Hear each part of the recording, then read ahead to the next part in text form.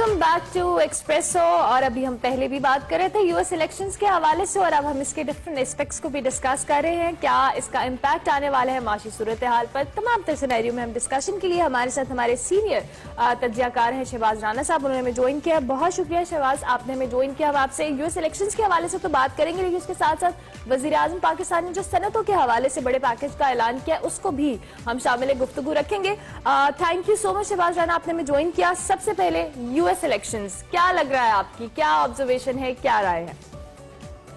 जी बहुत शुक्रिया, आपने मुझे इनवाइट किया। देखिए अभी तक तो जो आप देख रहे हैं टीवी चैनल्स पे लग तो ये रहा है कि जो बाइडेन जो है वो जो इलेक्शन वो जीत रहे हैं, लेकिन चूंकि इलेक्टोरल प्रोसेस है वहां पे एक आपकी कॉन्स्टिट्यूएंसी या एक वहां पे स्टेट की विक्ट्री से बहुत सारे वोट्स का फर्क पड़ जाता है, तो हतमी तौर पर तो शायद कुछ कहना मुमकिन नहीं होगा।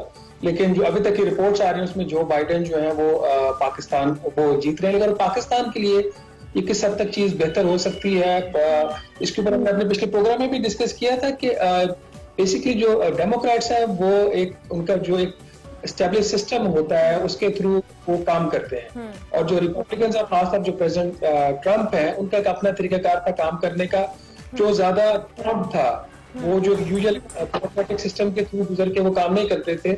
तो पाकिस्तान में जो हुकाम थे वो तो इस चीज पे बैठ लगा के बैठे हुए थे कि ट्रंप जीतेंगे तो शायद पाकिस्तान के लिए बेहतर होगा। लेकिन एक ओवरऑल जो चीज इसमें देखने वाली है वो ये है कि चाहे प्रेसिडेंट ट्रंप हो या जो बाइडेन हो, जो भी हो, अमेरिकन पॉलिसी टुवर्ड्स पाकिस्तान जो है वो उसका एक अपना डायनामिक्स है। अभी आपको ये चीज लग रही है कि पाकिस्तान और अमेरिका के ताल्लुकात जो है वो बेहतर हुए हैं पहले से। उसकी वजह बुनियादी तौर पर यह थी कि अमेरिका को पाकिस्तान की हमायत चाहिए थी अफगानिस्तान से निकलने की, और ये प्रेसिडेंट का एक बहुत बड़ा एक उनका इलेक्शन स्लोगन था, उनका वादा था जिसको वो पूरा करना चाह रहे हैं और इसके लिए मुज़ाकरात भी हो रहे हैं। और अगर डेमोक्रेट्स आ जाते हैं तो जब डेमोक्रेट्स अगर आते हैं तो फिर क्या वो जो एस्टैब्लिशमेंट की एक ट्रेडिशनल लाइन है जो अपनी प्रेजेंस इस खत्ते में रखना चाहती है अमेरिकन एस्टैब्लिशमेंट, क्या वो उसको फॉलो करेंगे? लेकिन लगता है ये है कि शायद जो पॉलिसी उनकी विड्रॉल की इसकी तरफ वो भी जाएंगे। अच्छा, हम अगर मुआशी नुक्ता नजर से बात करें, आपको याद होगा कैरी लूगर बिल एक तरतीब पाया था जब पाकिस्तान पोस्ट टेररिज्म की सिचुएशन की जानिब जा रहा था और वॉर अगेंस्ट टेरर चल रही थी। उस वक्त अमेरिका का एक सर्टन माइंडसेट था जिसमें सेनेटर जॉन कैरी थे, और कैरी लूगर बिल की मैं एग्जांपल दे रहा हूं। पाकिस्तान को एक होप मिली थी, लेकिन ट्रंप के आने के बाद न सिर्फ ट्रंप ने इनिशियल अपनी ट्वीट्स के अंदर पाकिस्तान को ब्लेम किया था बल्कि बहुत तल्ख अल्फाज इस्तेमाल किए थे। I don't want to repeat that. उस सारी सूरत हाल को लेकर अगर इकोनॉमिकली हम देखें, क्या पाकिस्तान एक्सपेक्ट करे कि अमेरिका पाकिस्तान के साथ खड़ा होगा जब अब इस दिहाई के अंदर ज्यादा झुकाव तमाम ममालिक का चीन की तरफ है, नए जोड़ तोड़ सामने आ रहे हैं? इस सारी सिचुएशन को कैसे एनालाइज करेंगे आप? देखिए जैसा मैंने पहले कहा, अमेरिका जो है पाकिस्तान को देखेगा अपने प्रिज्म से, वो उसमें जो भी वहां पे प्रेसिडेंट उन्होंने अपने मफादात देखने हैं सामने। आपने कैरी लूगर का जिक्र किया, मैंने इस चीज को रिपोर्ट किया था 2009 ऑनवर्ड्स। दो तरह की अमेरिका से हमें इमदाद मिलती थी, एक सिक्योरिटी एड हमें मिलती थी जो सस्पेंडेड हो चुकी है और आज भी सस्पेंडेड है वो, दूसरी सिविलियन एड थी। सिविलियन एड जो है जो कैरी लूगर वाली थी, $7.5 बिलियन प्रेसिडेंट ओबामा ने कमिट किया था, लेकिन वो कभी भी शायद वो डिलीवर नहीं हुआ। $1.5 बिलियन सालाना हमें मिलना था, तो हमें नहीं मिला। जिस ट्वीट की तरफ आप इशारा कर रहे हैं, गालिबन ये 2018 की बात है, ये 18 जनवरी की, जब इन्होंने प्रेसिडेंट ट्रंप ने ट्वीट किया था कि हमें $34 बिलियन की पाकिस्तान को इमदाद दी और आगे से हमें कुछ नहीं मिला। वो बेसिकली बात कर रहे थे कोलिशन सपोर्ट फंड की। ये जो कोलिशन फंड था ये कभी भी इमदाद नहीं थी, इस पे बहुत ज्यादा लोगों को कंफ्यूजन है। सीएसएफ का जो पैसा पाकिस्तान को मिलता था, पाकिस्तान अमेरिका के साथ जो ताउन कर रहा था अफगानिस्तान में, और जो उसके बदले में लॉजिस्टिक सपोर्ट्स हम देते थे, हमारा जो सिस्टम इस्तेमाल होते थे, हमारे कुछ वहां पे और तरह के हम उनको सपोर्ट देते थे, ये उसकी रीएम्बर्समेंट थी। ये खर्चा हम पहले करते थे, उसके बाद अमेरिका से पैसे वो वसूल करते थे। आज भी $9 अरब हमारा आउटस्टैंडिंग है अगेंस्ट अमेरिका, जो हमें देना है, लेकिन उसके ऊपर हमारी भी हुकूमत को ज्यादा पुश नहीं कर रही।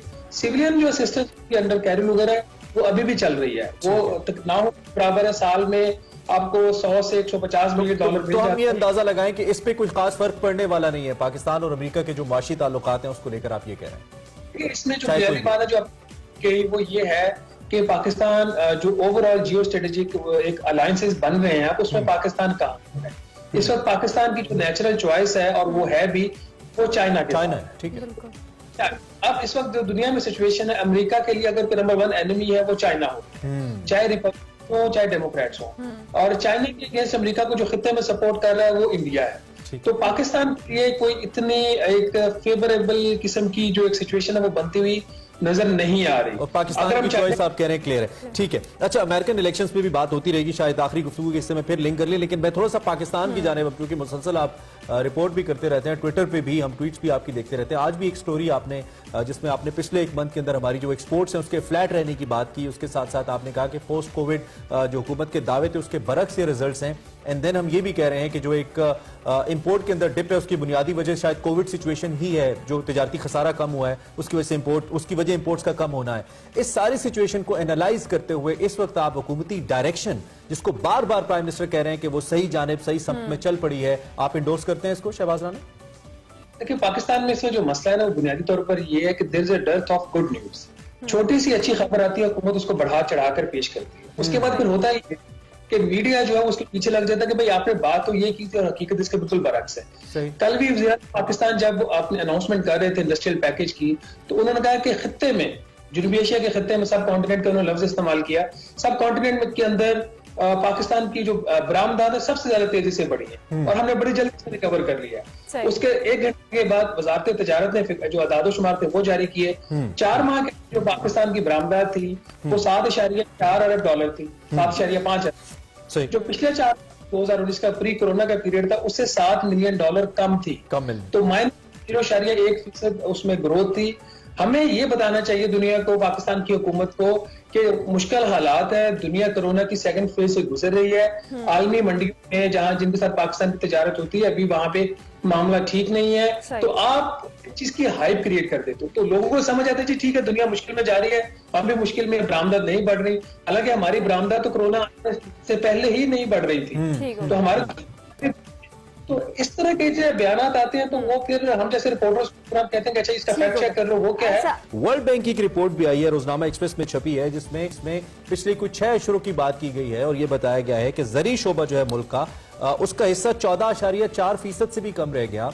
सनती शोबा भी ग्रो नहीं किया, को 1.6% तक उसमें इजाफा हुआ, जो कि एक राइट डायरेक्शन नहीं है इकोनॉमी की ओवरऑल हम बात करें। लेकिन मुसलसल हुकूमती सतह से आवाजें आती है कि we are in right direction, सिर्फ तिजारती खसारे के कम होने की वजह से, उसकी भी बुनियादी वजह सिर्फ इंपोर्ट्स का कम होना है। इस पर जरा कॉमेंट करें। देखिए, पाकिस्तान की अगर आप इकोनॉमी का स्ट्रक्चर देखें ना तो 3 बड़े सेक्टर्स जैसा कि होते हैं। खिदमत का शोबा है जो कि पाकिस्तान की इकोनॉमी का तकरीबन 60% है, इंडस्ट्री वो 20% के करीब वो है, और एग्रीकल्चर जो ज़राअत है वो भी 20% के करीब है। पाकिस्तान की डेवलपिंग इकोनॉमी है, हमारी आबादी ज्यादा है, तो 2 सेक्टर्स जो है ना वो प्रेफर किए जाते हैं तरक्की का जो मॉडल होता है आपका, ज़राअत और इंडस्ट्री, क्योंकि ये वो 2 सेक्टर्स है जहां पे आपके पास नौकरियां ज्यादा देने के एक ऑप्शन होती है।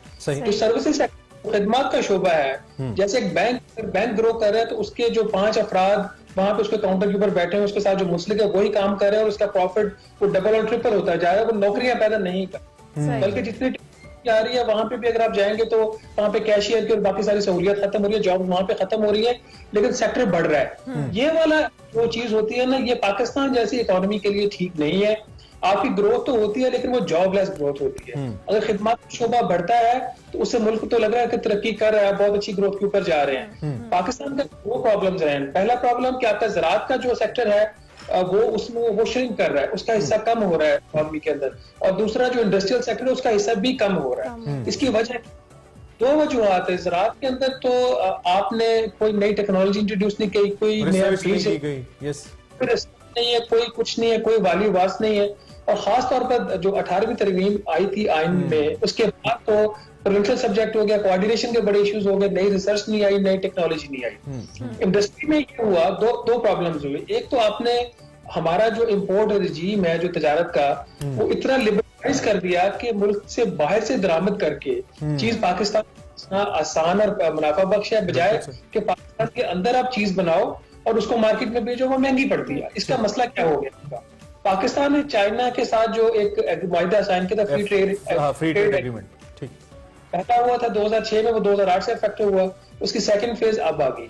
तो उसमें आपने ड्यूटियां इतनी कम कर दी कि पाकिस्तानी जो कारोबारी शख्स है वो अब चीन जाता है, वहां से वो चीज खरीदता है और लाके पाकिस्तान बेच रहा है, और उसमें यानी कि आपकी बातों से अंदाजा यही हम लगाएं कि जिस जानिब इशारा किया जा रहा है कि राइट डायरेक्शन है, सब कुछ सही है, ऐसा नहीं है।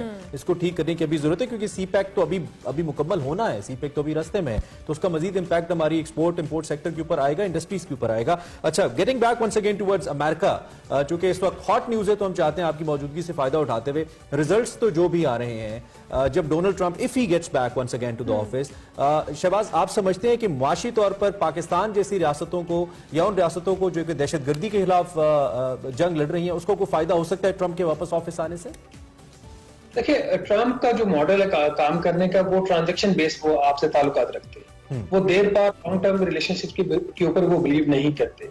उनको पाकिस्तान की हमायत चाहिए थी अफगानिस्तान में, तो उन्होंने थोड़ा सा उधर से इस वक्त we have a breaking, Shahbaz Joe Biden इस बात करें, ब्रेकिंग दिखाते हैं, आप साथ ही रहिए, वापस आते हैं। The whole team, man, you've done a great job. I'm grateful to the poll workers, to our volunteers, our canvassers, everyone who participated in this democratic process. And I'm grateful to all of my supporters here in Delaware and all across the nation. Thank you, thank you, thank you. And folks, you heard me say it before. Every time I walk out of my grandpa's house up in Scranton, he'd yell, "Joey, keep the faith." And my grandma, when she was laughing, yelled, "No, Joey, spread it. Keep the faith, guys. We're going to win this." Thank you, thank you, thank you. Your patience is great. Let's walk over here.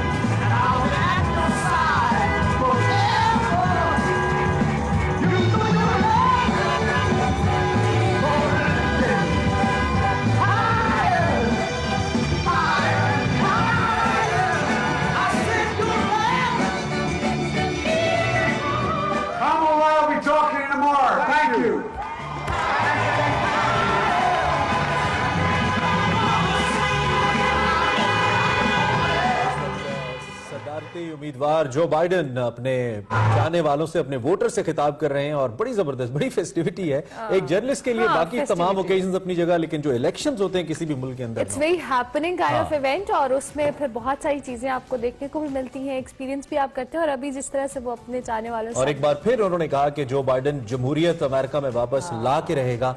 वो कह रहे हैं कि Trump एक जमहूरी सदर नहीं है, हम जमहूरियत वापस लेके आएंगे, ये उनका स्लोगन भी है जिसपे वो बात करें। So do we have Shahbaz साहब स्टिल विद अस? शहबाज साहब आप हमारे साथ हैं, बिल्कुल टाइम हमारे पास कम है, एक तो अपनी बात को कंक्लूड कर लीजिएगा और उसके साथ साथ एंड पे हमें ये भी बताते जाइएगा कि इस सारी सूरत हाल के बाद अब क्या मेजर्स आप एक्सपेक्ट करते हैं पाकिस्तान को कि वो बदलती बैनुल अक़वामी सूरत हाल के मुताबिक ले ताकि हम इकोनॉमिकली अगले 2-4 सालों में बेहतर हो जाए?